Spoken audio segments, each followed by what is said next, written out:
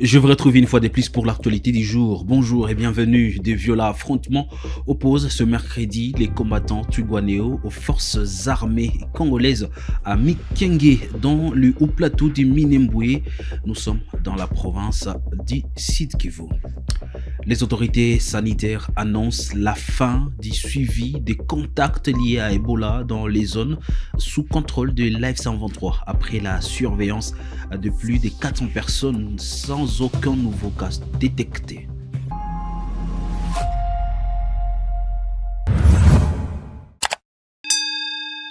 Merci de suivre Kivu Morning Post. Merci de vous abonner si c'est pour la première fois que vous nous suivez. De violents affrontements opposent ce mercredi le combattant Twirwaneho aux forces armées congolaises à Mikenge dans les hauts plateaux de Minembwe. Nous sommes dans la province du Sud-Kivu. Ces combats interviennent dans un contexte de recrudescence des violences et de fortes tensions dans la région. Ketia Rugamika nous fait les points. Des affrontements violents ont été signalés ce mercredi 1er juillet 2026 dans le haut plateau des Minembwe, en provenance du Sud-Kivu, dans l'est de la République démocratique du Congo. Selon des sources locales, ces combats sont enregistrés au niveau de Mikenge et ses environs. De fortes détonations d'armes lourdes et légères sont entendues dans la zone. Une information confirmée par une source administrative à Kivu Morning Post. Depuis un mois, de combats acharnés opposent les Twirwaneho, alliés à l'AF123, aux forces armées congolaises appuyées par l'armée burundaise et les milices Wazalendo. Deux affrontements qui auraient fait plusieurs victimes selon des sources de la société civile. Hier, mardi 30 juin 2026, des centaines d'habitants de la communauté Banyamulenge ont manifesté à Minembwe pour protester contre les attaques de drones de l'armée congolaise qui se sont intensifiées dans la région. Les manifestants ont également appelé au retrait des troupes burundaises présentes dans le haut plateau des Fizi, d'Uvira et des Mwenga. La semaine dernière, l'hôpital de Minembwe a été la cible d'une attaque de drones faisant plusieurs victimes et causant d'importants dégâts matériels. L'AF123 a accusé l'armée congolaise d'être l'auteur de cette attaque. Depuis, aucune communication n'a été faite par l'armée congolaise. Alors que le combat s'intensifie dans la zone, deux fortes explosions ont été entendues hier dans la ville de Baraka. Un hélicoptère de l'armée a été touché. Les autorités sanitaires annoncent la fin du suivi des contacts liés à l'épidémie d'Ebola dans les zones administrées par l'AF123. Plus de 400 personnes ont été surveillées avec un taux de suivi supérieur à 98% sans détection de nouveaux cas. Selon le docteur Freddy Kaniki, aucun patient confirmé n'est actuellement en traitement et aucun contact n'est sous surveillance active. Plaisir aujourd'hui de vous annoncer une évolution encourageante concernant notre riposte à l'épidémie d'Ebola dans les zones administrées par l'AFC. À l'issue de plusieurs semaines de surveillance épidémiologique coordonnée, de prise en charge des cas, de recherche active et de suivi de contacts, d'analyse de laboratoire ainsi que de mobilisation communautaire, nous sommes heureux aujourd'hui d'annoncer que l'ensemble des contacts suivis, identifiés, est achevé et a été achevé avec succès pour la période de suivi. Au cours de cette période de riposte, 400 personnes contacts ont fait l'objet d'un suivi qui s'est révélé satisfaisant avec un taux de suivi journalier supérieur à 98%. Durant cette période de surveillance intensive, aucun nouveau cas de maladie à virus Ebola n'a été détecté parmi les personnes sous surveillance. À ce jour, aucun patient atteint de la maladie à virus Ebola n'est en cours de traitement et aucun contact ne fait l'objet d'un suivi actif dans les zones sous notre juridiction. Ces résultats témoignent de l'efficacité des mesures mises en place et aussi marquent la maîtrise de cette première vague de l'épidémie dans les zones sous notre administration. Ces succès n'auraient pas été possibles sans le dévouement et les sacrifices de nos personnels soignants en première ligne, des équipes de surveillance, du personnel de laboratoire, des agents de santé communautaire, des autorités provinciales et locales, ainsi que toutes les personnes qui ont œuvré sans relâche, souvent dans des conditions difficiles, pour la protection de nos populations. À tous ces acteurs, nous témoignons notre vive reconnaissance. Nous tenons également à exprimer notre profonde gratitude à nos partenaires humanitaires et techniques, dont l'expertise, l'appui logistique et la collaboration étroite ont été déterminants à cette réponse efficace. L'une des principales leçons tirées de cette riposte est l'importance des interventions axées sur les populations. Grâce à un engagement communautaire soutenu, à des activités de sensibilisation et d'éducation sanitaire, ainsi qu'à une collaboration étroite avec les leaders et les populations locales, nous avons gagné et renforcé la confiance du public. L'organisation World Hope Givers a lancé ce mercredi 1er juillet 2026 à Goma le projet Réponse d'urgence au risque d'exposition des populations affectées par le conflit à Fizi et à Goma, financé par Danida et mis en œuvre par Dan Church Health, DCA en partenariat avec ANOVV, Popoli et VHG. Ces projets visent à renforcer la protection des communautés vulnérables, prévenir les violences basées sur les genres et appuyer les acteurs locaux. Lors de l'atelier de lancement, les coordonnateurs des WHG, Maître Alain Bayongwa, a présenté les objectifs et les modalités de cette intervention aux autorités et partenaires présents. Je propose ici de les suivre. Oui, au fait, je m'appelle Alain Bayongwa, je suis le CEO de l'organisation WHG, World Hope Givers.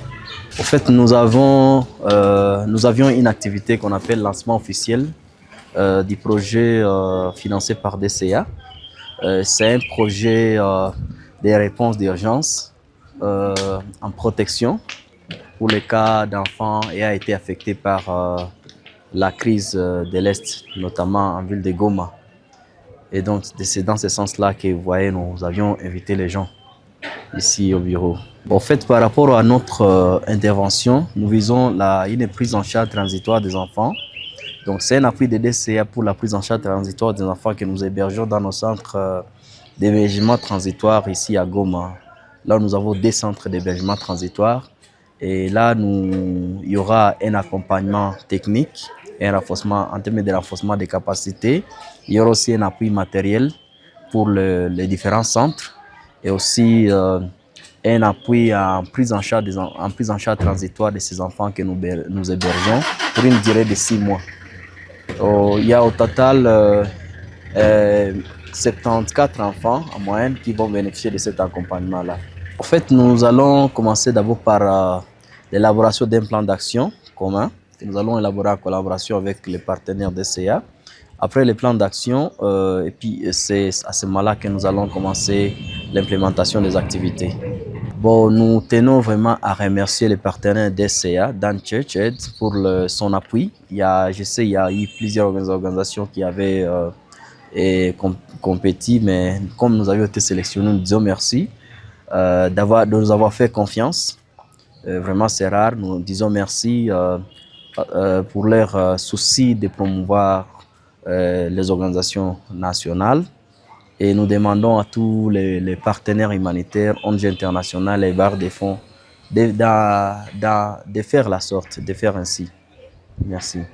La Convention pour la Révolution populaire CRP rejette les informations diffusées par TV5 Monde sur la situation sécuritaire à Boulé en Ituri dans une déclaration signée par son chargé des communications Pierre Agnolito.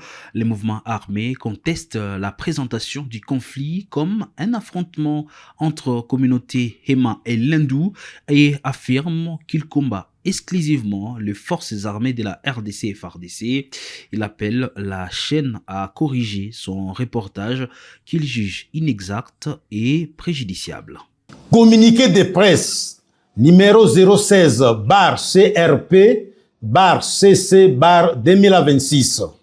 Réaction de la Convention pour la Révolution populaire, CRP, contre les reportages de la TV5 Monde au sujet de la situation de la localité de Boulé et environ. Primo, la CRP a, avec stupéfaction, suivi sur les réseaux sociaux les reportages du journal Afrique TV5 Monde du 25 juin 2026 relatif à la situation sécuritaire et humanitaire de la localité de Boulé et environ à l'est de la République démocratique du Congo. Secondo, ce reportage fait état des combats entre milices communautaires.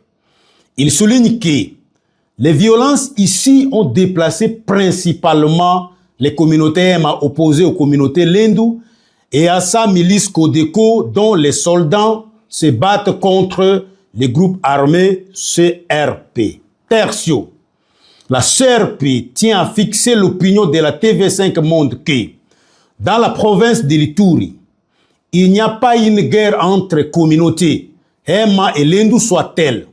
Ceci révèle d'une théorie linéaire et qui a fait son marché dans les années 2000 dans cette région. Quarto, l'évidence est qu'il existe un groupe armé dénommé IRDPC Codeco dont les actions et les prouesses criminelles unilatérales ont fait depuis 9 ans plusieurs milliers de morts, des réfugiés et des déplacés agglutinés dans des cas de concentration pudiquement appelés sites de déplacés, le tout dans l'indifférence, la complicité et la participation de l'État congolais. Quinto, quant à son identité, la CRP précise qu'elle est un mouvement révolutionnaire insurgé contre la mauvaise gouvernance de l'État congolais, dont la plus grande manifestation se lie à travers la tragédie oubliée de l'Ituri. Les troupes de la CRP font face aux FARDC et n'ont jamais enregistré un seul front avec une quelconque milice communautaire du genre Codeco tel que les reporters l'a signifié. Sixto, ainsi, la CRP fustige avec fermeté les incongruités qui ont émaillé les reportages du drame humanitaire de la province de l'Ituri, tendant par ailleurs à jeter un discrédit sur la prestigieuse plateforme médiatique qu'est la TV5 Monde. Septimum, la CRP appelle la TV5 Monde à corriger toutes ces faussetés dont les préjudices lui sont incalculables. Pour la CRP, Pierre Agnolito Ougwaru. Nous parlons toujours de la situation à Ituri, à Mongwalu. Une patiente d'Ebola a retrouvé la confiance et une vie normale après une prise en charge complète, incluant un soutien psychologique qui a permis sa guérison. Son témoignage montre qu'Ebola peut être traité efficacement lorsque la prise en charge est rapide et adaptée. Na tango bato bazoloba sarike zo circuler na Mongwalu bato bayaki kota na Mongwalu na structure na biso à ce moment là nde tosalaki contaminer siko toyebaki te brusquement na sentir frisson ekoti na nzoto or que microbe wana esi ekoti déjà frisson ekoti après frisson na présentaki fièvre vraiment intense, température 39 parfois, et bandaki ko persister. Après cela, nous avons dit que le mot de teinte, c'est fallait vraiment et puis asthénie physique. Après asthénie, on a eu la quitté et elle a libéré vomissement grave. La salle vomissement grave. Après vomissement 2 jours, diarrhée bimélie. Diarrhée vraiment. Et qui vraiment terrible la diarrhée. La diarrhée presque 5 jours, jour et nuit, sans kokata. Maïka kande ezalaki obima. Moyen na komi se contrôler ezalaki te nazalaki na papese. Makilate. Nasalaki hémoptysie. Okay. Nasalaki hématémèse c'était mais hémoptysie. Après vomissement, koyoka moi crachant, après crachant, hémoptysie nde bandaki obima. Ok. Ok. Omeli mikolobonia. Awa nasali presque une semaine, 2 jours. Une semaine, 2 jours. Oui. Ok. Siko ozoka nzoto ndenge. Ah non, nga naza bien, naza malamu, naza forme. Na kutu na esengo. Naaki na maya miso ekotanga. Tango ba psychologue awa ba déracinaki stress on naza nango.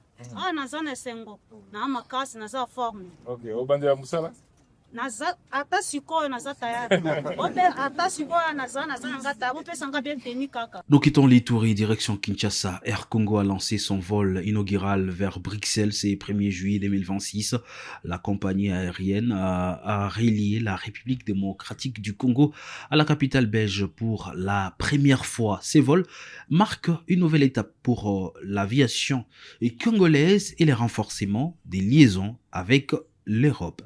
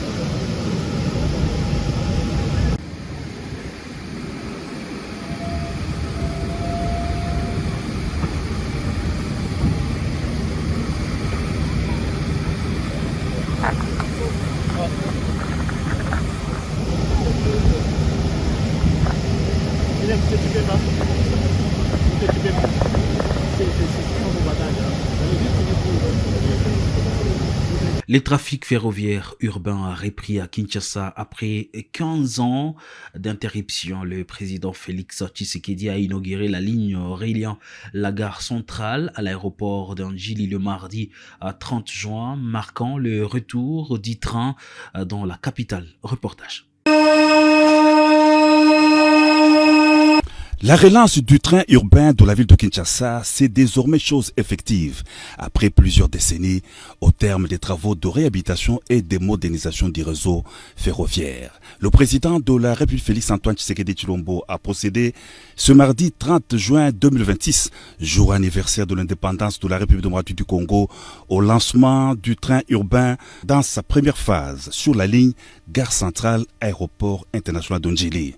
En compagnie de la distinguée première dame Denise Nyakeru Tshisekedi, le chef de l'État a pris place à bord du train urbain à destination de l'aéroport international d'Andjili, dans la cabine VIP où l'on a noté la présence de la première ministre Judith Suminwa, du vice-premier ministre, ministre des Transports Jean-Pierre Bemba et de quelques autres membres du gouvernement. Tout le long du parcours, la population en liesse a salué la reprise du trafic ferroviaire du train urbain.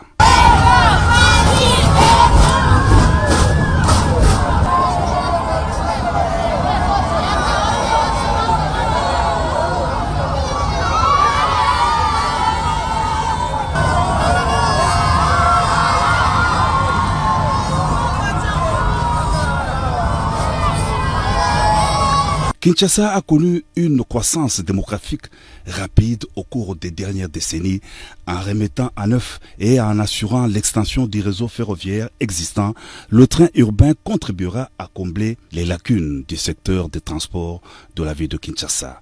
Le directeur général de la Société commerciale des transports et des ports, Martin Lukusa, s'en réjouit. Nous avons eu un devoir de la part du chef de l'État et du gouvernement de pouvoir réhabiliter les chemins de fer interurbains dans la ville de Kinshasa. Comme vous savez, il y a trop de problèmes d'embouteillage, il fallait pallier à cette difficulté-là. Et nous nous sommes mis au travail. Là, nous avons relié définitivement la gare centrale à Gombe de l'aéroport d'Andjili. Vous avez vous-même le président a pris place à bord du train. Nous sommes arrivés à l'aéroport. Et dans les jours qui viennent, nous allons fixer l'opinion sur la reprise maintenant du trafic commercial. Voilà, donc nous sommes en train de nous battre contre les phénomènes des embouteillages. Comme vous savez, les trains prennent beaucoup de gens à la fois. Donc nous allons transporter des masses et à moindre coût pour que nous puissions alléger la route par rapport aux impondérables et aux pollutions qu'il y a sur la route, les accidents, et tout ça, tout ce qui va avec. Le trafic ferroviaire est une autre alternative pour relier le centre-ville à l'aéroport international de Ndjili en traversant plusieurs communes, Limete, Massina notamment. C'est par des ovations frénétiques que la population a accueilli l'arrivée du président de la République à l'aéroport international de Ndjili.